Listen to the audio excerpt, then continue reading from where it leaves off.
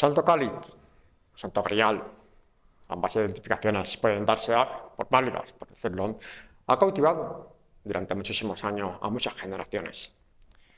Historias, mitos, leyendas, y todo ello lo vamos a hablar hoy con una invitada muy especial que nos va a contar muchísimos secretos que esconde una reliquia que afortunadamente la conservamos en la Catedral de Valencia. Somos muy afortunados de tener el Santo Cáliz en la Catedral.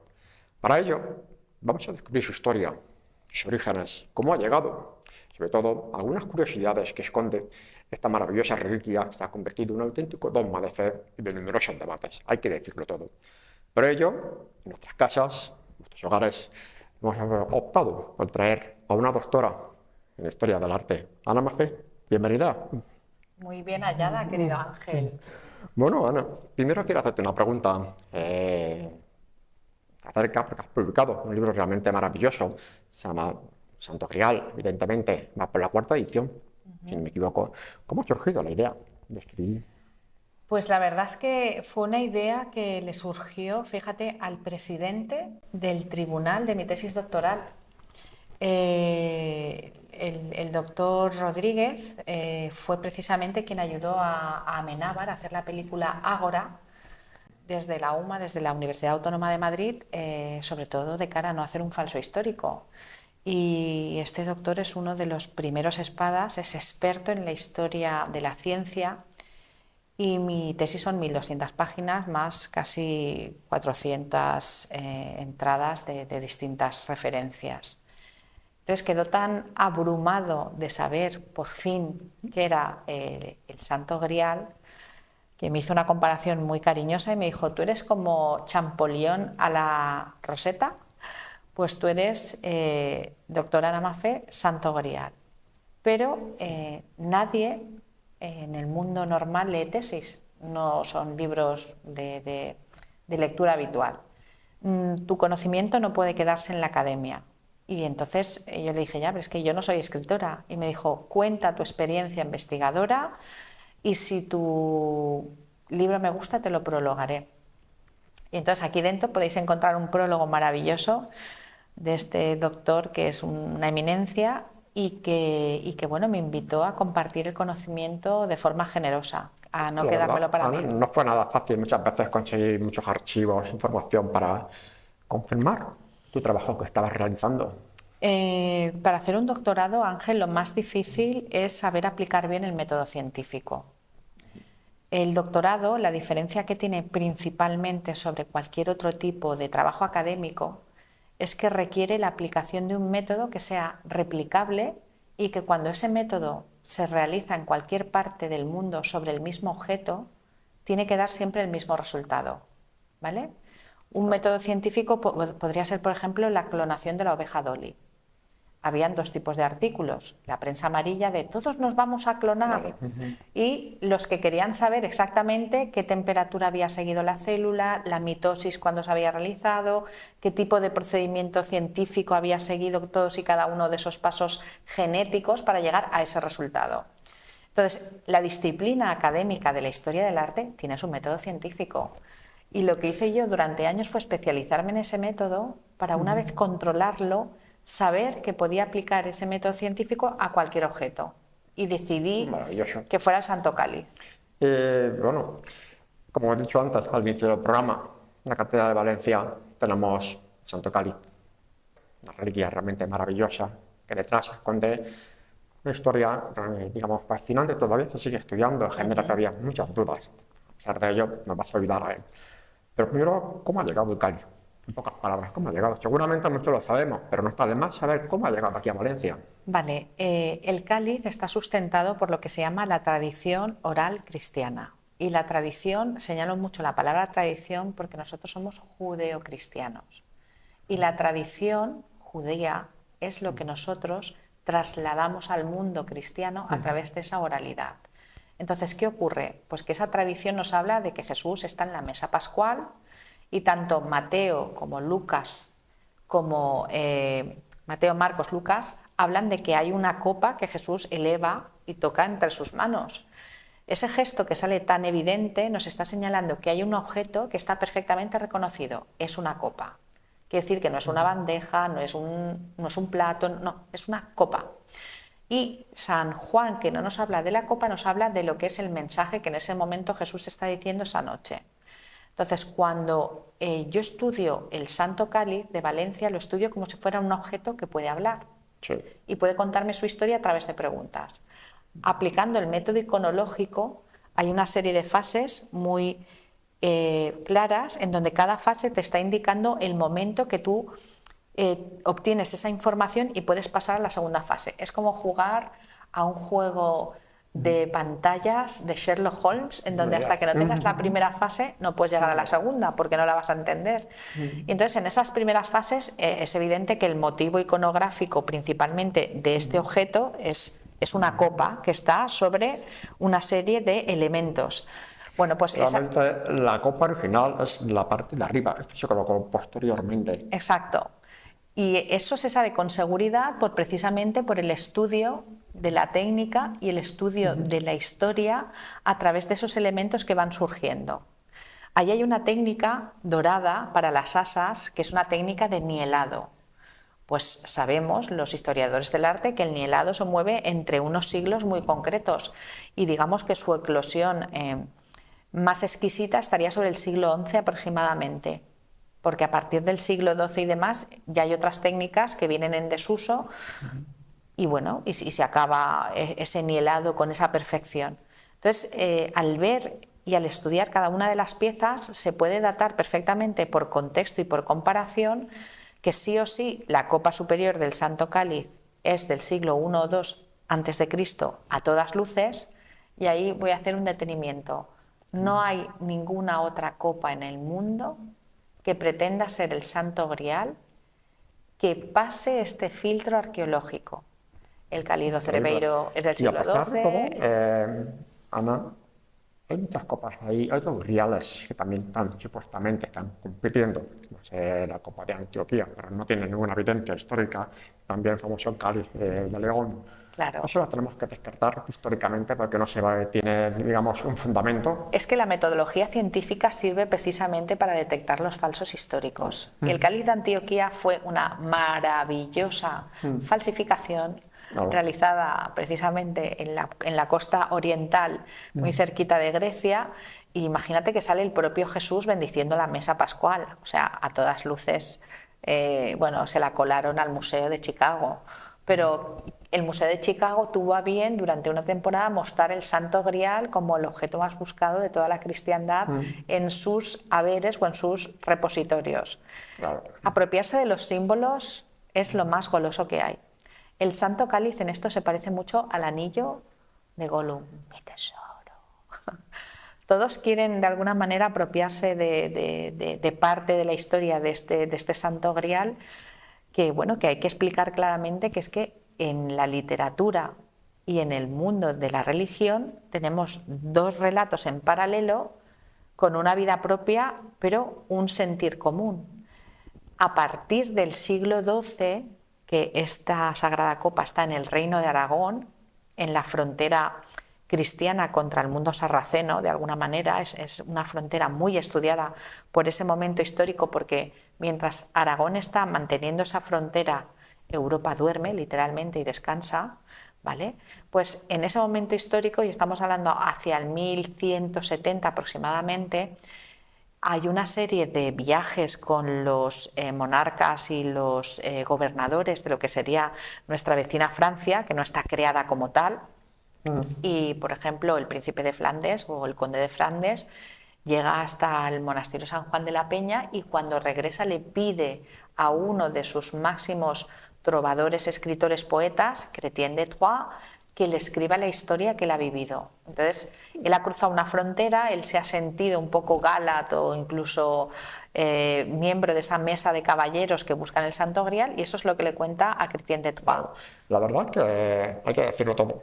La copa del Santo Cáliz esconde también muchos secretos, muchos detallitos curiosos y llamativos. Porque, no recuerdo mal, hubo un estudio de Schongel, por cierto, y encontraron en la base una serie de marquitas debajo del Santo Cáliz. ¿Qué significan esas marcas? Sí, en el año 1960, ¿vale? Cuando el cáliz es desmontado por primera y única vez por un científico, que esto lo manda a hacer el propio obispo Laechea para celebrar el primer año jubilar del Santo Cáliz en el siglo pasado con todo boato, estamos hablando de 1950 y poco, ¿vale?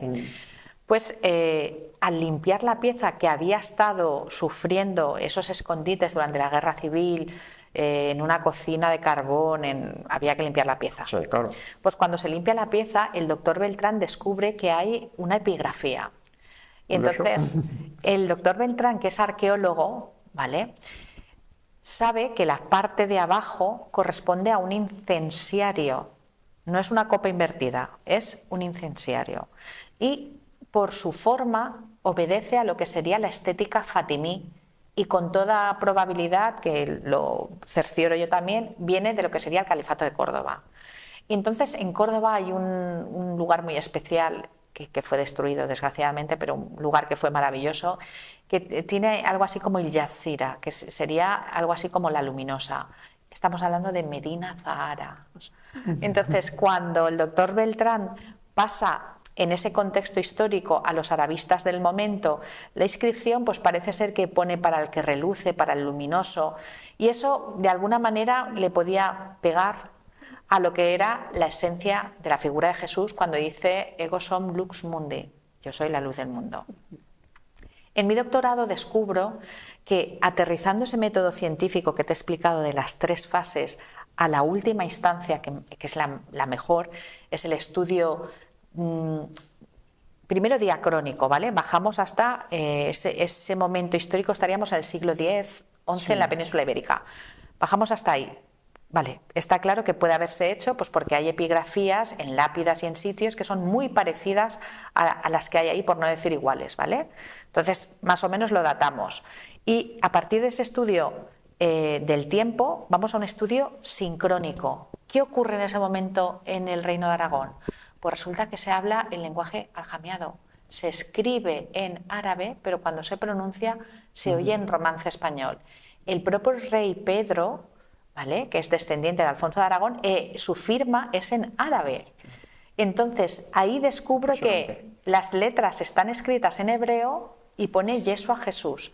Están escritas en árabe y cuando las fonolizas dices Yeshua Jesús. Y dices Jesús porque la J hasta el siglo XVI no existe. Y cuando coges esas grafías que son 5 letras y las fonorizas, por ejemplo, Ana, A-N-A, pues fonorizas eso en la palabra que es escritura semítica, que sería el anciano hebreo, dices Jesús. Entonces, esa forma que está escrita corresponde a alguien que conocía perfectamente el hebreo, que sabía escribir en árabe y que además debía de ser seguro a todas luces un judío converso. Porque al poner Yeshua es Jesús, lo que está diciendo es que el nombre de Yeshua, que es el falso Mesías hebreo, es Jesús, y Jesús es la traducción del griego Cristo, que significa el ungido, el Mesías. Y qué curioso que eso en hebreo se escribe tal cual en hebreo, pero si los hebreos escriben así, por ejemplo, como las lenguas semíticas, esto se lee así. Entonces es curioso como que es un judío que se ha convertido al cristianismo. Increíble. Y de 3 formas se puede leer. Una pequeña reliquia, porque realmente no es muy grande. 17 centímetros, claro, más o menos. Una cosita, la cantidad de historias que podemos encontrar. Una copa, un cáliz, que siempre se le ha atribuido también muchos, digamos, elementos sagrados, místicos, también de redención, especialmente. Y sobre todo en el arte ha estado muy representado. ¿Cuál es quizás la representación más antigua que tenemos acerca del Santo Cáliz? Pues mira, todo obedece a un momento histórico maravilloso, que es el momento, bueno, en el que el Renacimiento eclosiona en la península y bueno, lo hace a través de Valencia. Nosotros tenemos 2 portadas maravillosas en la catedral, pintada por los Hernandos, que ya forman parte de esa escuela leonardesca, pero no significa que aquí en Valencia también hubiera un sustrato propio, y en este caso pues nos vamos a Vicente Masip, que es maravilloso, que es una de sus obras bueno, porque me encanta a mí, pues es el bautismo que está de Cristo en la propia catedral, en una de las salidas, justo en la parte opuesta al Santo Cáliz. Y entonces hay una figura de primer orden que dentro del mundo eclesiástico anima a los pintores y les paga obras, y me refiero a el patriarca San Juan de Ribera. Vale, pues San Juan de Ribera, como gran mecenas, en el patriarca tenemos un bocaporte maravilloso en la iglesia que ya parece una mesa redonda, Sí. con un santo grial, con un santo cáliz, pero también a su vez tenemos los Cristos de Juan de Juanes, ¿vale? De la escuela de Macip, nunca mejor dicho, y tenemos una serie de obras que a partir de ahí se siguen haciendo. 1599 Matarana, que hace una espectacular, hace un fresco espectacular con la mesa más hebrea y más increíble que he visto yo en la historia del arte, que esto es lo que sería el receptorio del Colegio del Patriarca.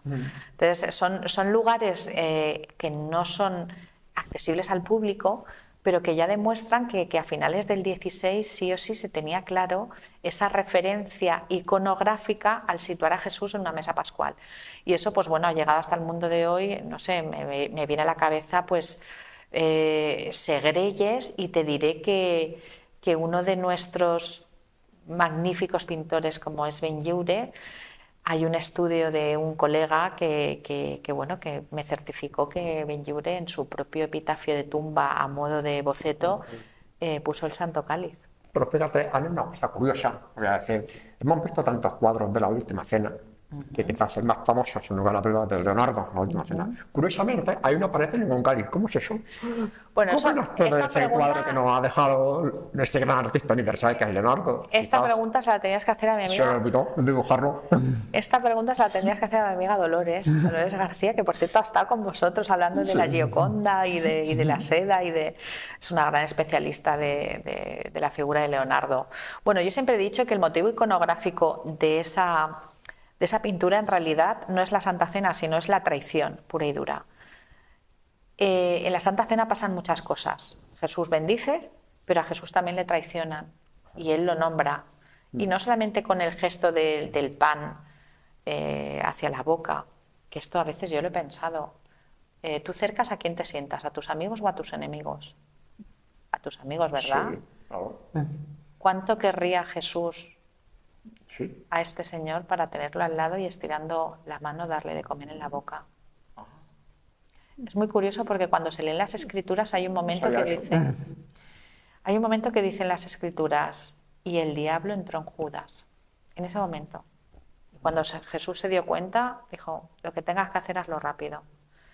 Yo creo que ese momento para Jesús debió de ser horroroso en el sentido más íntimo. Cuando un amigo que está tan cerquita te traiciona, el corazón se empieza a romper.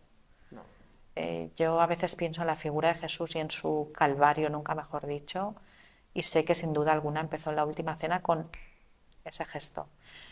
Entonces, la cena de Leonardo lo que en realidad trata es el momento de la traición, porque quien manda a pintar ese cuadro en ese momento histórico en Milán es un personaje que se la han colado, pero además los de cerquita. Entonces, como historiador del arte, cuando yo veo ese cuadro es el mensaje que le está mandando a la ciudad, que está diciendo: sé que estoy siendo traicionado y por las dudas va a quedar expresado en esta obra.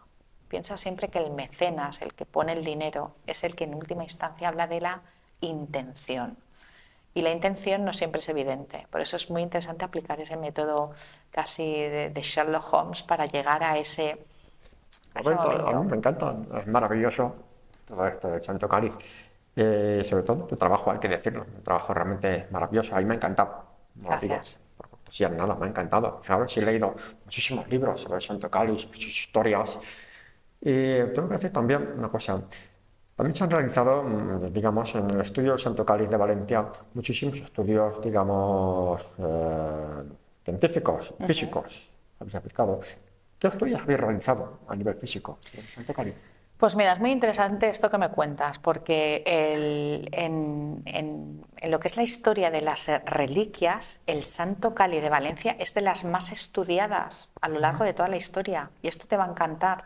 Hay un momento en que la Iglesia Católica, para poner orden, exige a los obispos que hayan estudios científicos de la época.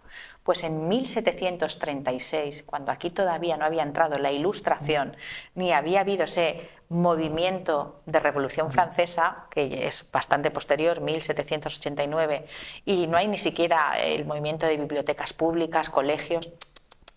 En 1736 hay un estudio científico de primer orden que a su vez recoge manuscritos del siglo anterior, del 1600, que ya con la ciencia de la época demostraban que la arqueología no tenía nada que desdecir que esa copa pudiera haber estado en una mesa pascual. Eso queda recogido en un estudio de 1914 por el canónigo Sivera, en un estudio de 1952, canónigo Oñate, en 1960, el doctor Antonio Beltrán, el doctor, por supuestísimo, Jaime Santandré, don Jaime, yo siempre lo llamo San Jaime, porque lo quiero muchísimo a este señor. Entonces, claro, a lo largo del siglo pasado hay una serie de estudios que en ninguno de los casos se puede decir que la arqueología o la ciencia del momento indique nada. Antonio Beltrán, o sea, el arqueólogo Antonio Beltrán es un primer espada en 1960. Él tiene un equipo multidisciplinar, British Museum, gente extranjera, todos dirimen lo mismo. La copa superior del Santo Cáliz es del siglo I o II antes de Cristo, pero no saben dos cosas. No saben de dónde es y no saben de qué material está hecho. Bueno, pues eso es lo que yo dirimo en mi tesis doctoral aplicando el método científico. Y tú dirás, ¿y cómo lo haces? Pues hay una serie de análisis que no dan lugar a duda, ¿vale? Y esto, fíjate, lo aprendí de mi tío, que ahora que estamos con el tema del campo hay que poner en valor no solamente a los agricultores, sino también a su ciencia y a su sabiduría. Tú sabes que aquí en Valencia la palabra naranjas y arrobas van unidas. ¿Cuántas arrobas de naranjas, cuántos kilos de naranjas es una arroba? Y es curioso porque una arroba de aceite en Extremadura no es lo mismo que una arroba de naranja. Aquí hablamos sobre 11 kilos, 11 y medio, y en Extremadura podemos llegar hasta 16 kilos de aceite. Luego, yo sabía que si medía la volumetría de esa copa, el volumen iba a estar asociado a un sentir de una época, y podía ser un volumen egipcio, un volumen asirio, un volumen romano. Pues no. Y resulta que es un volumen hebreo a todas luces. Tan hebreo que va directamente relacionado con lo que es la fiesta de Pascua y la necesidad imperiosa rabínica de beber un mínimo de vino para cumplir esa Pascua. Imagínate qué alegría, eso significaba que era una copa de bendición hebrea, un kos kiddush, y ya la podíamos catalogar porque sabíamos que venía del reino de Judea de hace 2000 años. Es increíble. Lo que estamos aprendiendo contigo en este espacio tan pequeñito que tenemos nosotros. Y seguro que tantas preguntas acerca del Santo Cáliz. Muchos espectadores estarán pensando, digamos, ¿qué otras historias que no sepamos? Que tienen muchísimas leyendas, siempre se le han atribuido, digamos, a todas las reliquias algún efecto milagroso, por decirlo así. ¿Se conoce algún milagro en esa historia del Santo Cáliz? Sí. Especialmente, yo te voy a decir uno, es que aquí no lo hemos salvado de la mano de los nazis. Eso sí que lo considero un milagro, que no nos los hayan quitado los alemanes. Exacto. Pues mira, precisamente la historia más apasionante de los últimos años es el salvamento que hace doña María Sabina Suey Banaclocha. Es una mujer increíble para su época. No solamente por la valentía que demuestra al tener el arrojo de entrar en un momento en donde se quemaban iglesias con turbas de personas que tenían claro que había que eliminar símbolos, y su idea más luminosa era quemar patrimonio, sino que además lo hace cuando ya se ha profanado la catedral. O sea, ya hay milicias, ya hay personas que han entrado a este templo, que es de todos los valencianos, lo han destrozado en la medida que han podido, y ya hay ese referente directo a lo que es la reliquia más importante que tiene la catedral, peligra por si unos desaprensivos pues la destruyen o se la llevan, o vete tú a saber. Entonces esa mujer en un momento dado habla bueno, con los que están más cerquita de la reliquia, que en este caso sería el canónigo, custodio, celador y pues algún bedel, porque esto funciona así, y se esconde la reliquia en su cuerpo y atraviesa lo que serían las milicias y se dirige a su casa y la esconde con un mimo, que claro, cuando en la catedral entran otros para buscar ese objeto y ven que no está, hacen un recuento de aquí quién ha entrado, quién ha salido, quién ha entrado, y la localizan y van a su casa y van a por ella. Y el temple de esta mujer de no entregar, pese a las amenazas que seguro que las habrían o los empujones o vete tú a saber, esta sagrada reliquia y finalmente depositarla en casa de su hermano y de ahí saliera una noche andando por las huertas valencianas para llegar a un pueblo como Carlet y quedar todos de acuerdo en que nadie diría dónde estaba esa reliquia porque era un secreto. Y entonces esto ocurrió gracias al arrojo de una mujer que tuvo bueno, pues las tragaderas de pasar lo que sería pues una serie de registros en su casa. Y yo actualmente pues conozco a uno de sus descendientes, que es una sobrina suya, Amparo, que me habla con su tía con una devoción y con un saber estar que realmente, bueno, pues esta mujer, entre otras cosas, tocaba el piano, o sea, tenía una sensibilidad artística, pero una valentía también. Debía de ser una Wonder Woman del momento. Pues realmente es una historia maravillosa, la historia del Santo Cáliz.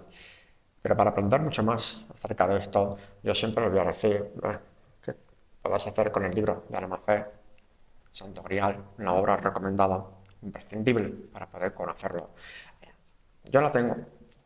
No tengo la primera edición, tengo la última edición.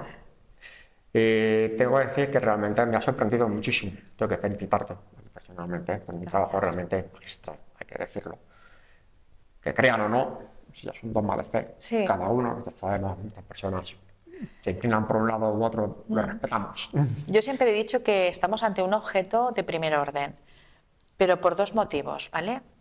Primero porque nuestros hermanos mayores, los hebreos, el único objeto que tienen en el mundo entero de época del Segundo Templo, contemporáneo a Herodes el Grande, es esta copa que tenemos en Valencia. Cualquiera de nosotros que vaya a Jerusalén y pida en los repositorios, da igual el Museo Rockefeller, el Museo de las Tierras Bíblicas, el de Israel, da igual, incluso el de la Torre de David, si pide, quiero ver un objeto de época del Segundo Templo de Herodes, le dirán, no queda nada, quedan los cimientos del templo donde nosotros vamos a hacer nuestro muro de lamentos y hacer nuestros rezos. Pues el único objeto que queda es esta copa superior y eso ya de por sí obliga a tener un orgullo nuestro de saber que nuestras generaciones anteriores, casi de mano en mano, lo han estado cuidando para que llegue a día de hoy. Y luego la segunda cosa que también me parece muy interesante es que por el mero hecho de ser un objeto de mano humana puede tener un trazado científico, histórico, que lo que yo he intentado es desvelarlo con el mayor de la rigurosidad, de tal manera que la persona que lea no solamente entienda que le estoy dando una serie de datos y de anécdotas muy divertidas, sino que está adquiriendo conocimiento. Y el conocimiento junto con las buenas obras es una forma de trascender y eso me parece maravilloso. Increíble, es increíble. Bueno, pues desde aquí, Ana, tengo que darte las gracias personalmente por habernos acompañado en este programa, Historias de Casa, por haber llevado Santo Cáliz a los hogares de nuestros seguidores de Historias de Casa, de la Par Televisión, evidentemente. Así que, mientras tanto, ustedes esperamos nuestro próximo episodio. Seguramente aprenderemos, nos aprenderán. Mientras tanto, Ana, gracias. Muchas y hasta la gracias. próxima. He sido muy feliz. Muchas gracias.